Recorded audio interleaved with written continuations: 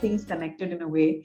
But I was always curious to know this, and I thought I should ask you. So there was a practice of, Brahmins, particularly in the olden days, where they were prohibited from traveling overseas. There was, in fact, there was kind of like, you were excommunicated from the community if you traveled overseas. And this was particularly applicable to Brahmins, the Brahmin community. Why is that? Was it just a sort of superstitious belief, or was there something more grounded in that practice, something more meaningful? Okay, I think that's a great question. I can think of giving very long answer to this. I would love to. First of all, it's not. It's not that people from India didn't go out across the seas, etc. The fisher folk went out, traders went out. We went all the way to Bali, to Japan, China, etc. So that's all there, right? Now Brahmins moved too. But the way the Brahmins moved was to think of Brahmins as a guild. Where they taught their children to do certain work in a certain way, etc. Okay, so it's a guild. So they said, in fact, and you can see how the Brahmins offered the services to the next village and to the next village, etc. Okay, so all the way from the Gangetic Plain. Okay, we have history of Brahmins going all the way, at least to Cambodia. Right. Okay, village by village.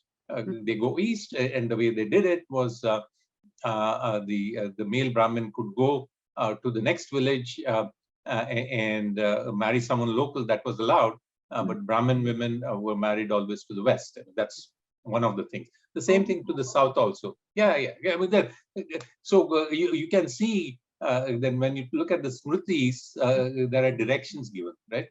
I didn't know that. I have no idea. Okay. So Brahmin women could only be married to someone to the west of where they were located. To Brahmins. Yes. While Brahmin men could go east, offer their services, right? You can think of how software people go to the west and they settle down there, etc. Right. So as long as they gave the services as Brahmins, they were part of the community. They would be taught, and their Panchangam would be shared with them, because that was an intellectual property, right? So one way of looking at it is that the Brahmins during the British era, right, from established Brahmin families were offered, because they saw the British saw what they were capable of, etc. Were offered positions in the British Judiciary. They were sent to England for long periods of time to become jurists. So they were basically leaving the profession. They were leaving the guild, right? So the quote-unquote excommunication, and I want to talk about that word excommunication. Okay, is basically to say when you do come back, you can't come back and start doing this, because the